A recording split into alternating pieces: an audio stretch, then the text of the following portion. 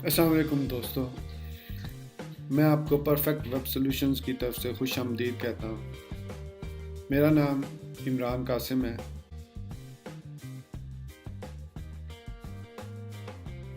मैं इस ट्यूटोरियल में आपको बताऊंगा कि वो कौन से 5 मोस्ट इम्पॉर्टेंट प्लगइन्स हैं वर्डप्रेस के, जो कि हर डिज़ाइनर या डेवलपर को अपने पास इंस्टॉल करने चाहिए और उनसे फ़ायदा उठाना चाहिए कि इन प्लगइन्स की मदद से आप बहुत से काम आसानी से कर सकते हैं। जैसे कि आप किसी भी थीम की कस्टमाइजेशन कर रहे हैं, किसी प्लगइन की कस्टमाइजेशन कर रहे हैं, या कोई और ट्वीक वगैरह कर रहे हैं किसी वर्डप्रेस वेबसाइट में या किसी क्लाइंट की वेबसाइट में, तो ये 5 प्लगइन बहुत हेल्पफुल होंगे आपके लिए। अगर आप इसको या इनमें से किसी एक प्लगइन को उस पर्पज़ के लिए, उस स्पेसिफिक पर्पज़ के लिए मैं आपको ज़रूर बताऊंगा कि कौन सा प्लगइन किस मकसद के लिए यूज़ होता है। तो आप बियर विद मी और एंड तक ये ट्यूटोरियल ज़रूर देखें और इंशाल्लाह आपको इस ट्यूटोरियल से बहुत कुछ सीखने को मिलेगा। तो आइए स्टार्ट करते हैं कि सबसे पहले मैं यहाँ पे ओपन करता हूँ। तो सबसे पहला जो प्लगइन है जो कि चाहिए वो है रीजनरेट थंबनेल्स। जी हाँ, रीजनरेट थंबनेल्स। अब जैसे कि नाम से ज़ाहिर है कि रीजनरेट थंबनेल्स का मतलब है कि ये प्लगइन थंबनेल्स को दोबारा से जनरेट करता है। तो सवाल ये पैदा होता है कि हमें कब ज़रूरत पड़ती है थंबनेल्स को दोबारा जनरेट करने की। तो इसकी एक प्रैक्टिकल एग्जांपल देखते हैं कि मैं अपने लोकल होस्ट वर्डप्रेस के डैशबोर्ड पर हूँ और मीडिया सेटिंग्स के अंदर मीडिया की सेटिंग्स में। अगर आप यहाँ पर देखें मीडिया सेटिंग्स, इमेज साइजेस, तो यहाँ पे आपको पता चलेगा कि 3 इमेज साइज और टोटल वैसे 4 होते हैं, 3 यहाँ पे नज़र आ रहे हैं और 4th वन जो होता है वो फुल साइज इमेज होता है। मतलब जितनी साइज़ का इमेज आपने बाय डिफ़ॉल्ट अपलोड किया वो होता है। अब ये बता रहा है कि जी थंबनेल साइज़ जो है वो 150 बाय 150 है, मीडियम साइज़ 300 बाय 300 है और लार्ज साइज़ 1024 बाय 1024 है। मतलब अगर आप कहीं पे थीम की डेवलपमेंट करते हुए या प्लगइन क्रिएट करते हुए आप कोई लार्ज साइज इमेज लोड करते हैं किसी पोस्ट में या पेज में, तो उसका साइज़ ये होगा। अगर आप मीडियम साइज इमेज लोड करते हैं तो उसका साइज़ ये होगा। अगर आप थंबनेल अपलोड करते हैं या थंबनेल साइज़ को लोड करते हैं किसी पोस्ट या पेज में, तो उसका साइज़ ये होगा। अब ये तो हो गया ठीक, लेकिन अगर आप मीडिया लाइब्रेरी में आए तो आपने सपोज बहुत ज़्यादा इमेजेस वगैरह आपने अपलोड करके रखे हुए हैं, डिफरेंट साइजेस के हैं। अब आप या आपका जो क्लाइंट है वो ये चाहता है कि मेरे जो थंबनेल का साइज़ है, जो मिनिमम साइज़ है वो 300 बाई 300 हो और मीडियम साइज़ 600 बाई 600 हो और लार्ज साइज सपोज मैं यहाँ पे लिख देता हूँ ये 300 बाई 300 हो, मीडियम साइज़ 600 बाई 600 हो, लार्ज साइज़ चले अगर इसको ऐसे ही रखते हैं तो ऐसे ही रखते हैं, लेकिन 1280 बाई 1280 हो। हमने ये करके इसको सेव चेंजेस कर दिया। अब आप जो भी इमेज अपलोड करेंगे वो वर्डप्रेस ऑटोमेटिकली उसको क्रॉप करेगी और उसको रीअलाइन करेगा वर्डप्रेस, या करेगा जो भी व्हाटएवर। उसका थंबनेल साइज़ जो है वो 300 बाई 300 होगा। अब देखिए कैसे पता कैसे चलता है, जब आप कोई पोस्ट वगैरह, सपोज मैं यहाँ पे अगर ओपन करता हूँ वेबसाइट, तो ये जो इमेज लोड हुआ अगर इसमें इंस्पेक्ट एलिमेंट करता हूँ तो आप देखेंगे ये 250 बाई 270 साइज़ है, लेकिन ये इस वक्त अपलोड हो रहा है, ये इसका ओरिजिनल साइज़ है इसका, और ये फुल इमेज जो है लोड हो रहा है यहाँ पे पोस्ट में। तो यहाँ पे हम इसका साइज़ देखते हैं, ये साइज़ ओपन हो रहा है और ये देखें 283 विड्थ है इसकी, ये देखें 283 बाई 83 बाई 300। तो ये आप CSS की मदद से इसको अलाइन कर सकते हैं। लेकिन अब जब यहाँ पे हम कहीं पे भी हम थंबनेल अपलोड करें या थंबनेल को या कोई एक फुल साइज़ मतलब 2000 बाई 2000 का इमेज हम अपलोड करें तो वो ऑटोमेटिकली उसको क्रॉप करेगा 3 साइज़ में, प्लस वो चौथा साइज़ उसका अपना होगा। तो थंबनेल साइज़ वो रखेगा 300 नया इमेज। लेकिन जो प्रीवियस इमेजेस हैं उनको क्या होगा, वो तो 150 बाई 150 होगा या जो भी प्रीवियस थंबनेल साइज। तो इसके लिए, इस पर्पज़ के लिए ये जो रीजनरेट थंबनेल है, ये इस पर्पज़ के लिए यूज़ होता है कि ये क्या करता है, allow you to regenerate your thumbnail after changing the thumbnail sizes. मतलब जब आप अपनी साइट पे इन थंबनेल साइज़ को चेंज करते हैं, इस थंबनेल साइज़ को, तो उसके मुताबिक ये उसको फिर सारे इमेजेस जो ऑलरेडी एग्जिस्टिंग इमेजेस होंगे उनको रीजनरेट करेगा। Regenerate thumbnail allow you to regenerate the thumbnails for your image attachments. Is very handy if you have change any of your thumbnail dimensions by setting media. देखिए यहाँ पे भी ये लिखा हुआ है, सेटिंग्स में मीडिया के अंदर अगर आपने कोई भी सेटिंग चेंज की है तो इसकी मदद से वो चेंजेस पुरानी इमेजेस पे भी इफ़ेक्ट होंगे। आप सिंपली उस प्लगइन को, मैंने इंस्टॉल आई थिंक ये किया हुआ है प्लगइन, मैं जस्ट उसको एक्टिवेट करता हूँ। इंस्टॉल प्लगइन में मैं जाके देखता हूँ, मेरे पास इसमें काफ़ी सारे प्लगइन्स हैं तो थोड़ा सा टाइम लगेगा। एनीवेज मैं आप क्विकली इसको रैप अप करता हूँ। तो रीजनरेट MNOP जी, ये मैं इसको एक्टिवेट करता हूँ रीजनरेट थंबनेल। और ये देखिएगा टूल्स के अंदर इसका यहाँ पे ऑप्शन आ जाएगा, टूल्स, और ये देखें रीजनरेट थंबनेल्स। तो यहाँ पे ये अब इसका ऑप्शन एक ही बटन होता है, रीजनरेट ऑल थंबनेल। अब मैं जब इस पर क्लिक करूँगा तो तमाम एग्जिस्टिंग जो इमेजेस वगैरह हैं वो उनका साइज़ जो है वो इन डायमेंशंस के मुताबिक सेट हो जाएगा। तो ये था रीजनरेट थंबनेल। ये बहुत ज़रूरी, हर डेवलपर और डिज़ाइनर के लिए बहुत ज़रूरी एक अच्छा प्लगइन है, हैंडी प्लगइन है। तो इसको आप ज़रूर यूटिलाइज़ किया करें जब इसकी ज़रूरत। अब ये आपने देखना है कि कब इसकी आपको ज़रूरत पड़ी, कब आपने इमेजेस के डायमेंशंस चेंज करने हैं। और next plugin what the file. जी हाँ, ये एक प्लगइन है व्हाट द फाइल। बेसिकली अगर आप कस्टमाइजेशन करते हैं किसी भी थर्ड पार्टी थीम में, चलिए पहले इसका थोड़ा सा इंट्रोडक्शन देख लेते हैं। व्हाट द फाइल क्या कहता है? ये कहता है कि what the file is the best tool to find out what template part are used to display the page you are currently viewing.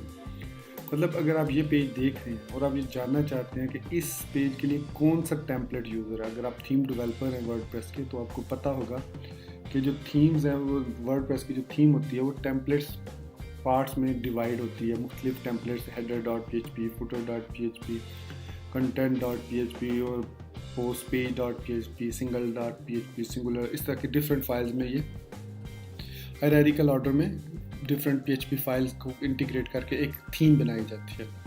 तो ये प्लगइन आपको बताता है कि कौन सी इस वक्त जिस जगह पे आप जो चीज़ व्यू कर रहे हैं इसके लिए कौन सा टेम्पलेट यूज़ हो रहा है, कौन सी PHP की फ़ाइल यूज़ हो रही है, ताकि आप उसको एडिट करके अपनी मर्ज़ी की चेंजेस कर सकें उसमें। तो एग्जांपल मैं आपको दिखाता हूँ। आई थिंक मेरे पास ये भी प्लगइन इंस्टॉल होगा व्हाट द फाइल के नाम से। अगर नहीं है तो मुझे इसको इंस्टॉल करना पड़ेगा। जी, इंस्टॉल है व्हाट द फाइल, मैंने एक्टिवेट नहीं किया हुआ तो इसको मैं एक्टिवेट करता हूँ। इंस्टॉलेशन वही है, ऐड न्यू और सर्च कर ले उसमें, तो ये इंस्टॉल हो गया। अभी आप देखेंगे कि मैं इस पेज को रीलोड करता हूँ अपने, तो यहाँ पे एडमिन में व्हाट द फाइल आ रहा है। तो ये बता रहा है कि मेन जो फाइल लोड हो रही है वो index.php है। उसके बाद जो टेम्पलेट पार्ट है content.php, मतलब इंडेक्स तो लोड हो ही रही है लेकिन जो बेसिक content.php फाइल है वो लोड हो रही है जो ये कंटेंट डिस्प्ले कर रही है। तो आप इजीली फाइंड कर सकते हैं। और इसको अगर मैं क्लिक करूं अगर तो वो थीम एडिटर में विजिबल हुई तो ये देखें वो फाइल ओपन हो गई, content.php आपके थीम एडिटर में ओपन होगी। अब आप इसको जैसे मॉडिफाई करेंगे, करना चाहें कर सकते हैं और उसका इफ़ेक्ट होगा इस जगह पे। मतलब आप इमेज को साइज, लेफ्ट लाइन, पोस्ट, कुछ भी चेंज, कोई ऐड क्लास करना चाहते हैं, कुछ भी करना चाहते हैं तो आप इस प्लगइन की मदद से कर सकते हैं। तो ये basically what the file plugin है। What the file adds an option to your toolbar showing what file and template parts are used to display the page you are currently viewing. You can click the file name to directly edit it through the theme editor, though I don't recommend this for bigger changes. What the file supports BuddyPress and root themes based themes. तो जी हाँ, ये इस किस्म की मतलब root based themes को और बड़ी प्रेस वाली थीम्स को बेहतर तरीके से सपोर्ट करता है। तो ये तो था दूसरा मेरा प्लगइन जो कि किसी भी डिज़ाइनर डेवलपर के लिए ज़रूरी है। तो तीसरा, थीम चेक। जैसा कि नाम से ज़ाहिर है कि ये थीम को चेक करने के लिए, थीम में क्या चेक करने के लिए कि सपोज़ आपने एक थीम क्रिएट की या एक थीम डाउनलोड की कहीं से, अब उसकी इंटीग्रिटी आप चेक करना चाह रहे हैं कि आया वो wordpress.org की स्टैंडर्ड के मुताबिक है, या आप जो थीम क्रिएट कर रहे हैं क्या वो स्टैंडर्ड के मुताबिक है जिसको wordpress.org फॉलो करता है। तो ये उस प्लगइन, यहाँ पे मैंने इसको ओपन किया हुआ है, थीम चेक, ये वो चीज़ चेक करता है। जैसे एक लिखा हुआ है कि a simple and easy way to test your theme for all the latest WordPress standards and practices, a great theme development tool। तो ये प्लगइन भी मैंने इंस्टॉल किया हुआ होगा, डेफिनेटली होगा इसमें, अगर नहीं है तो मुझे इंस्टॉल करना पड़ेगा। ये भी थीम चेक, आई थिंक ये इंस्टॉल नहीं है, तो इसको इंस्टॉल कर लेते हैं। ऐड न्यू पे क्लिक करेंगे हम। ऐड न्यू पे क्लिक करने पे हम यहाँ पे लिखेंगे थीम चेक और सर्च करेंगे थीम चेक को, और सिंपली आप उसको इंस्टॉल नाउ पे क्लिक कर।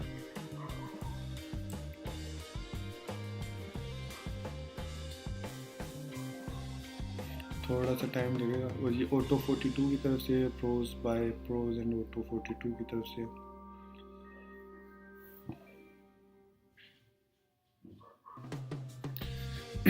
तो ये इंस्टॉल हो गया। अब आप इसको एक्टिवेट भी कर लें। तो ये एक्टिवेट भी हो गया। गिव मी फ्यू सेकंड्स के just let it to be activated. तो इतनी देर में मैं आपको थोड़ा सा बता दूं कि इस थीम चेक जब चले इंस्टॉल हो गया, तो अब आप इसको कैसे, अपीयरेंस में ये आएगा थीम चेक के नाम से, इसका टैब बन जाएगा। और अगर आप थीम्स में जाते हैं, आपके पास मल्टीपल थीम्स इंस्टॉल्ड हैं, तो आप उनको थीम डिटेल में जाके भी देख सकते हैं। यहाँ पे ऑप्शन में ये थीम चेक में आप जाएं, और यहाँ पे आपको देखने दें। मैं इसको फूड कॉटेज, ये मैंने कभी बनाई थी थीम को around about years back, 1 year back और 6 मंथ बिफोर मैंने बनाई थी। तो इन्फो को सुप्रेस कर दो, जो इन्फो है उसको ना शो करो, बाकी जो क्रिटिकल एरर है कोई इसमें तो वो शो करे। तो थोड़ी सी देर लगेगी। ये देखें, ये आपको बता रहा है कि ये वाली जो है ना, theme doesn't seem to display tags, modify it to display tags appropriate, like text domain missing है, license missing है, license URI, WP caption CSS class। ये हमने CSS में ये नहीं क्लासेस ऐड की हुई हैं, तो इनको अगर मैं सपोज मैं यहाँ से इसको देखें, यहाँ से WP, अभी चूँकि ये थीम एक्टिवेटेड नहीं है, तो मैं जो थीम एक्टिवेटेड है वो देख लेता हूँ कौन सी है।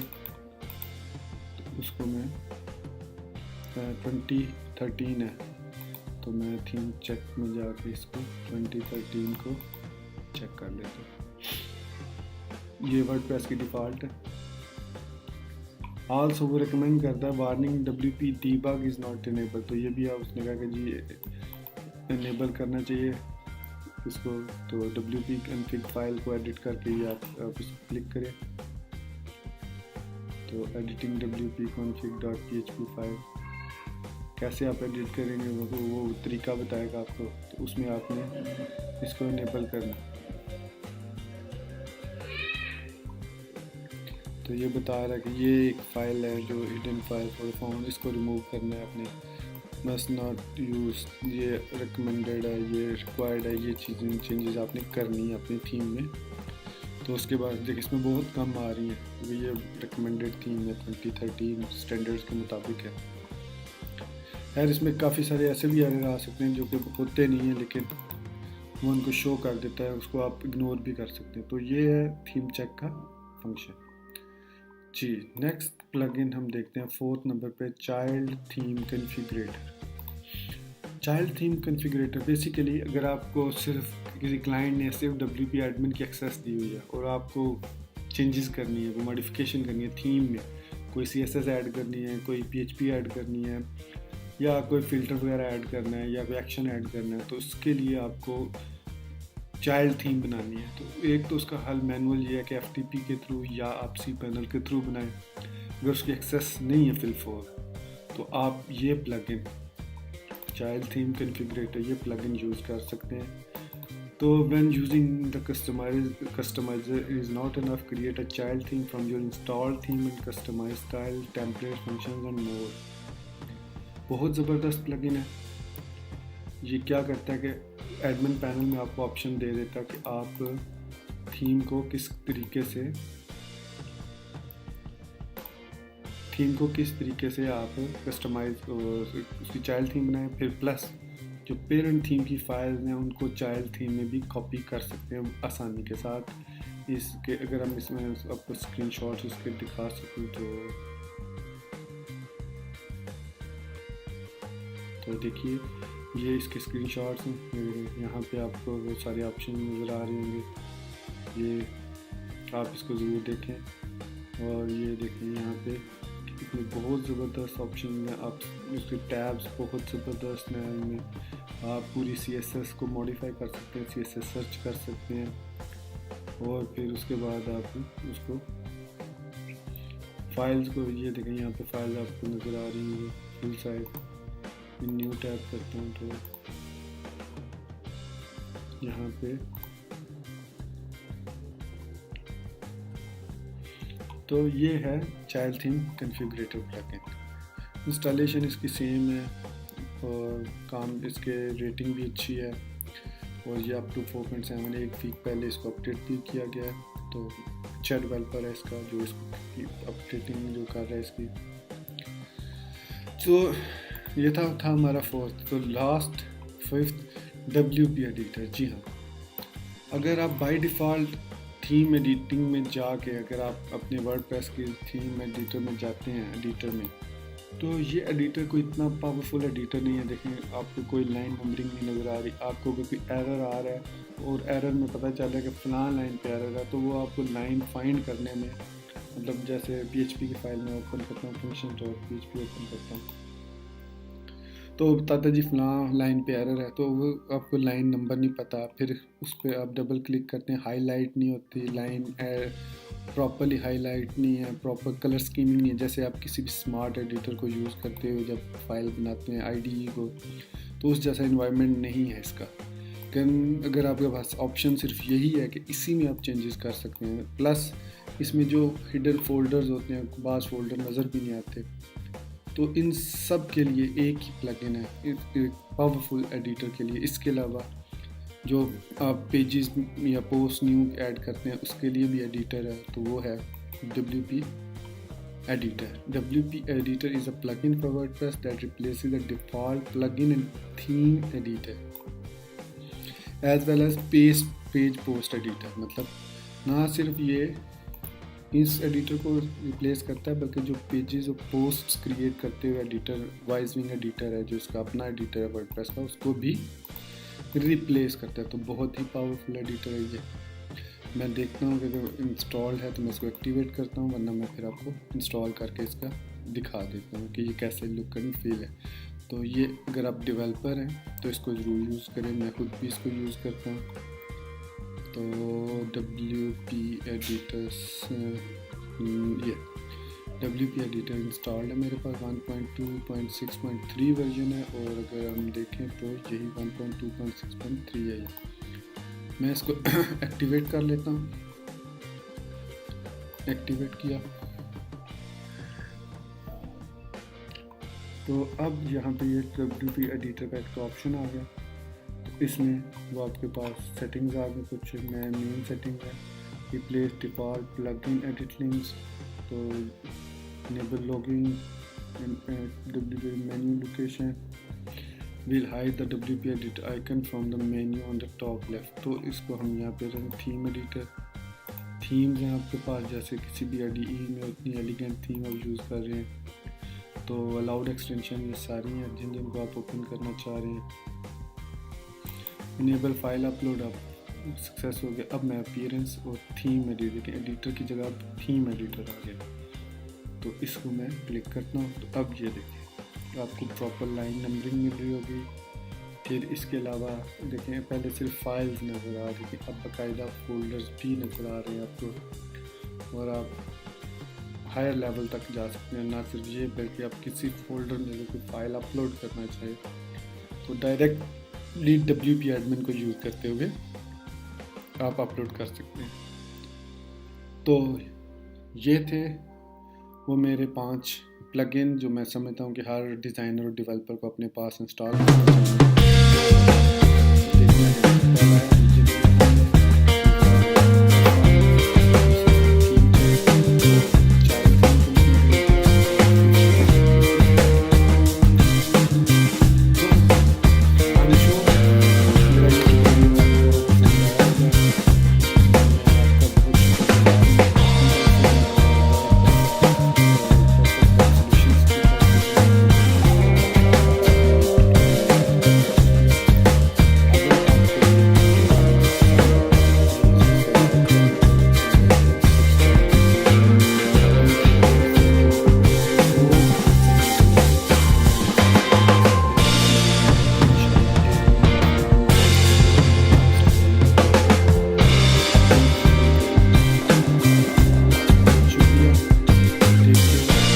and Allah Hafiz.